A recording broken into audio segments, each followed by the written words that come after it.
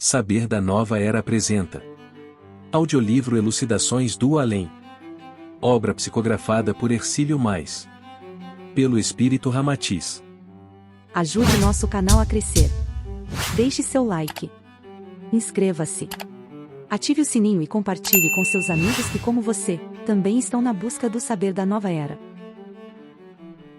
Capítulo 8. Considerações sobre as sessões mediúnicas no lar. Pergunta: que nos dizeis dos trabalhos mediúnicos que são realizados exclusivamente nos lares em vez de o serem nos centros e nas instituições espíritas? Há algum inconveniente ou prejuízo nisso? O que realmente atrai os bons espíritos é a conduta moral e a harmonia psíquica das criaturas, e não os recintos onde sejam realizadas as sessões mediúnicas. Mas não é muito conveniente efetuarem-se trabalhos mediúnicos no ambiente doméstico, salvo as reuniões de estudos evangélicos ou doutrinários espíritas, em intercâmbio com os espíritos benfeitores e esclarecidos. As vibrações da oração e o assunto sublime do Evangelho de Jesus são balsâmicos e confortadores, podendo beneficiar os próprios desencarnados aflitos e perturbadores, que ali compareçam sob o controle das entidades superiores. Os trabalhos mediúnicos liderados pelos temas evangélicos, no recinto doméstico, são do gosto dos espíritos bons, que tudo fazem para manter a harmonia e o entendimento cristão entre os seus moradores. Os próprios miasmas psíquicos que se inquistam durante o dia no ambiente do lar, atraídos pelos desentendimentos comuns da família, desintegram-se sob o impacto vigoroso da prece e da força crística que se evola do culto aos ensinamentos do Cristo Jesus. Mesmo que se dê muito valor ao fenômeno mediúnico, que impressiona, deslumbra ou convence, mas nem sempre converte, a reunião no lar não pode prescindir da oração e da leitura do Evangelho do Mestre, em cujos clarões alimentam-se os postulados do Espiritismo. Ninguém ainda doutrinou o homem de modo tão fácil e compreensivo quanto Jesus, cujos ensinamentos, da mais alta filosofia espiritual, exerceram os seus efeitos terapêuticos até nos corações empedernidos. As sessões espíritas, no recinto doméstico, desde que se orientem pela palavra do sublime amigo, transformam-se em extraordinários recursos de doutrinação espiritual para os infelizes espíritos perturbadores, embora eles sejam dispensados de falar diretamente pelos médiuns. Pergunta: porventura as sessões mediúnicas de doutrinação e esclarecimentos de sofredores, realizadas nos lares, produzem efeitos tão positivos como os que se obtêm nos centros espíritas? Os trabalhos mediúnicos no seio da família beneficiam grandemente os próprios parentes desencarnados, que porventura ainda se encontrem em dificuldades no além e precisem ser assistidos no próprio ambiente onde viveram fisicamente.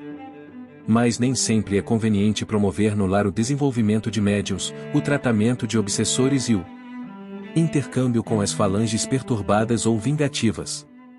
As crianças, principalmente, são as mais sensíveis aos fluidos mórbidos, deletérios ou agressivos que os espíritos sofredores e perturbados disseminam no ambiente doméstico depois do intercâmbio mediúnico. Elas ficam desassossegadas, impertinentes e temerosas, pois o seu perispírito, ainda bastante deslocado do corpo físico, sofre com mais violência os impactos mórbidos do mundo astral. É evidente que a criança também possui o seu protetor espiritual atuando do lado de cá e que a protege desde o seu despertar até proporcionar-lhe o sono tranquilo. Mas, contudo, não é sensato sobrecarregar o trabalho e a vigilância dos guias pela atração imprudente de fluidos repulsivos ou doentios dos espíritos perturbados. Os chamados quebrantos, torpores musculares e prostrações hepáticas, muito comuns na criança em sua primeira infância, nem sempre são frutos dos fluidos nocivos dos encarnados. Não raro, trata-se da absorvência do fluido ruim que ainda flutua no ambiente doméstico depois da sessão agitada e mórbida, na qual se comunicaram almas sofredoras, desatinadas ou rebeldes. Malgrado o esforço e a abnegação dos guias para dissolverem em tempo os coágulos fluídicos, que às vezes permanecem à altura do cérebro, da região cardíaca ou hepatointestinal dos pequeninos seres, o seu padrão vibratório mais sutil os impede de exercerem uma ação direta mais eficiente. Então recorrem à intuição, aconselhando os encarnados a se socorrerem de passes ou benzimentos corta-fluidos, com os entendidos e principalmente com as vovozinhas ainda peritas em desmanchar o quebranto ou o mal olhado. Depois da sessão mediúnica de doutrinações de espíritos sofredores ou rebeldes, os seus fluidos mórbidos pairam estagnados no ar e ali ficam por algum tempo até serem dissolvidos pela frequência espiritual superior da família, ou então expulsos pelos técnicos do lado de cá. Desde que é preciso higienizar o ambiente onde os espíritos de natureza superior farão depois seu intercâmbio mediúnico, a fim de evitar-se a saturação fluídica nociva, é evidente que depois dos trabalhos no lar angustiosos, violentos ou agressivos, de entidades das sombras, ainda se torna mais urgente limpá-lo dos fluidos e miasmas que podem enfermar os seus moradores. Pergunta: como se pode processar no ambiente doméstico essa estagnação fluídica e nociva após as sessões mediúnicas atormentadas? Assim como o amor, a ternura, a humildade ou a pureza emitem ondas e fluidos que balsamizam, aliviam e curam, também o ódio, a revolta, o sofrimento e o desespero lançam dardos que mortificam e abatem aqueles que ainda são vulneráveis em suas defesas magnéticas. Eis porque, depois dos trabalhos evangélicos no lar, onde os pensamentos se produzem sob o conforto espiritual da fé inspirada pelo sentimento amoroso do Cristo, o ambiente doméstico permanece saturado de emanações balsâmicas, que alentam os bons propósitos e sugerem os assuntos sublimes entre os seus componentes. No entanto, após as comunicações torturadas, de espíritos sofredores ou revoltados, pairam no ambiente os resíduos fluídicos das explosões deletérias e mórbidas, que fluem no transcurso do intercâmbio mediúnico com os espíritos angustiados ou violentos. Não vos deve ser desconhecida a impressão agradável que certas vezes vos atinge ao penetrardes numa residência modesta ou rica, ao sentirdes no ambiente a vibração suave de paz ou de otimismo que paira no ar. Doutra feita, ingressando em vivenda nobre e suntuosa, ornamentada com móveis luxuosos, decorações deslumbrantes e finos tapetes, eis que um fluido pesado e estranho se reflete, de modo opressivo, no vosso espírito.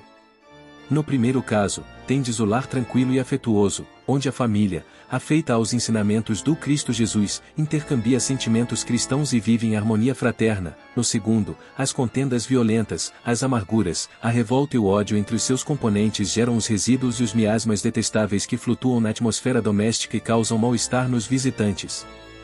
No lar onde a família não se harmoniza espiritualmente, é mais desaconselhada ainda a sessão mediúnica de espíritos sofredores, porque é mais difícil dissolver-se o lençol de fluidos mórbidos ou agressivos disperso no ambiente. Não é conveniente atrair de certas entidades malfeitoras, vingativas e capciosas, para serem doutrinadas no seio do vosso lar, como não ireis convocar os malandros da rua para discutirdes os seus problemas censuráveis à mesa de vossas refeições. Pergunta: supomos, então, que os trabalhos mediúnicos de doutrinações de espíritos perturbadores devem ser feitos exclusivamente nos centros espíritas. Não é assim? Repetimos que o trabalho mediúnico de sofredores, no lar, não é aconselhável, porque a maior parte das famílias o realiza sem ainda possuir o equilíbrio evangélico e a segurança espiritual, que eleve depois a frequência vibratória capaz de dissolver os fluidos mórbidos ou odiosos, os quais transformam-se em estímulos para maior desentendimento doméstico. Se Francisco de Assis fizesse sessões espíritas no seu lar, é óbvio que as nossas advertências não se refeririam a ele. Allan Kardec também realizou inúmeras reuniões mediúnicas em sua residência, sem que sofresse qualquer influência menos digna ou modificasse o seu temperamento e caráter equilibrado à luz dos conceitos evangélicos. A conduta, o sentimento e a lisura das ações de Kardec impunham respeito e temor aos próprios gênios das trevas, e esta defensiva moral é bastante discutível na maioria dos agrupamentos familiares terrenos. Não resta dúvida de que na casa do obsidiado ou do médium em perturbação, tal advertência é inócua, uma vez que ali já existem o desequilíbrio e o transtorno pela presença contínua de almas infelizes ou vingativas. Reconhecemos a existência de certos trabalhos domésticos nos quais se consegue até a conversão de espíritos terrivelmente enfermos. Mas os seus membros já fazem jus à assistência contínua e poderosa do alto, que os imuniza contra as investidas do astral inferior e a toxicidade dos fluidos enfermiços. Pergunta: e que dizeis dos trabalhos mediúnicos realizados no lar onde a receita, o passe, a água fluidificada e o conselho são recursos convocados facilmente, mas para atender com exclusividade a toda a parentela? É sempre louvável que a família se reúna para o intercâmbio mediúnico, no seio do lar, em vez de viciar-se à jogatina doméstica, regada a rum, gin, vodka ou uísque fornecidos pelo barzinho de casa. No entanto, os médiuns já desenvolvidos e com serviços determinados pelo alto não devem estiolar-se em compromissos egoístas e exclusivos à família ou parentela interesseira, e que os explora à semelhança de um rico veio de ouro. Alguns médios imprudentes são prestimosos, solícitos e acodem prazenteiramente a participar das sessões na casa do famoso acadêmico, do político prestigioso ou do militar graduado, exaurindo-se em esforços para provar-lhes a sobrevivência da alma, a que eles opõem malicioso ceticismo. Lastimavelmente, deixam-se dominar por um complexo messiânico de provar a imortalidade do espírito aos amantes do mundo de César e indiferentes ao reino de Cristo, negligenciando, porém, seu concurso às tarefas de esclarecimento espiritual de irmãos mais modestos. Os mais afoitos enfrentam noites chuvosas e frígidas para atender às indagações particulares e capciosas dos ricos curiosos, mas em noites enluaradas desculpam-se de visitar o tugúrio do operário pobre ou a choupana da velhinha analfabeta. O médium que realmente se devota aos objetivos fundamentais da doutrina espírita não deve distinguir, no socorro espiritual, o soldado ou o general, o pobre ou o rico, o analfabeto ou o sábio, a prostituta ou a dama, o delinquente ou o bom cidadão. E quando se entrega, incondicionalmente, às indagações excessivas por parte dos ricos de intelecto ou fartos de sensações, não demora a transformar-se numa espécie de caixinha de perguntas indiscretas daqueles que se interessam somente por assuntos ou problemas de ordem material. Realmente, o trabalho mediúnico no lar pode transformar-se em uma etapa de progresso espiritual da própria família, assim como o recurso doutrinário mais eficiente para os parentes desencarnados. Mas o serviço com o Cristo requer do médium a sua ação proveitosa no mundo profano, cooperando com o medicamento, o passe, a água fluidificada e o conforto espiritual em favor das criaturas que realmente procuram a paz espiritual e o conhecimento de si mesmas. Pergunta: conhecemos alguns trabalhos mediúnicos realizados exclusivamente no lar em que vários dos seus familiares desencarnados reajustaram-se e livraram-se de suas perturbações no além, graças à doutrinação que lhes foi proporcionada pelos seus parentes ainda encarnados. Que dizeis? Todo o trabalho mediúnico de intuito benfeitor é serviço louvável e cooperação às tarefas dos guias espirituais, os quais vivem onerados pelo imenso serviço de socorro aos espíritos perturbados no mundo astral. Mas é preciso que os componentes das sessões mediúnicas domésticas, que tanto podem esclarecer os parentes desencarnados como outros espíritos em perturbação, não prescindam do estudo e do contato com os irmãos mais experimentados a fim de conseguirem resultados mais seguros e proveitosos. Os grupos familiares que se acomodam ingenuamente aos ensinamentos habituais e se entregam com displicência à orientação exclusiva do guia da casa ou do médium principal da família, indiferentes ao conhecimento e à experimentação progressiva da doutrina espírita, terminam por estagnar-se num intercâmbio mediúnico anímico e improdutivo. A inexperiência doutrinária e a falta do mínimo conhecimento da psicologia humana quase sempre terminam por escravizar os membros da seção doméstica à influência absoluta do animismo incontrolável do médium principal. Então a fantasia otimista substitui a veracidade espiritual das comunicações, especialmente quando se referem aos parentes desencarnados. Pergunta: podereis exemplificar-nos melhor essa situação?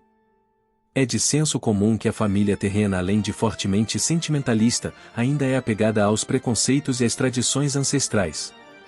O ladrão de cavalos, que faz parte da família do nosso vizinho antipático, é sempre um ladrão de cavalos, porém, quando ele é nosso parente, alegamos que se trata de um aventureiro, um boêmio, cuja vileza e desonestidade causam até humorismo. Em consequência desse orgulho de raça, o parente desencarnado, ou seja, a prata da casa, malgrado esteja enfrentando sérias dificuldades espirituais no além-túmulo, geralmente baixa na sessão espírita da família alegando saudade ou algum incômodo de breve duração, mas sempre com alguma luz que já mereceu no espaço. Os seus defeitos, a sua avareza ou egoísmo censuráveis, que manifestou na vida carnal, desaparecem miraculosamente.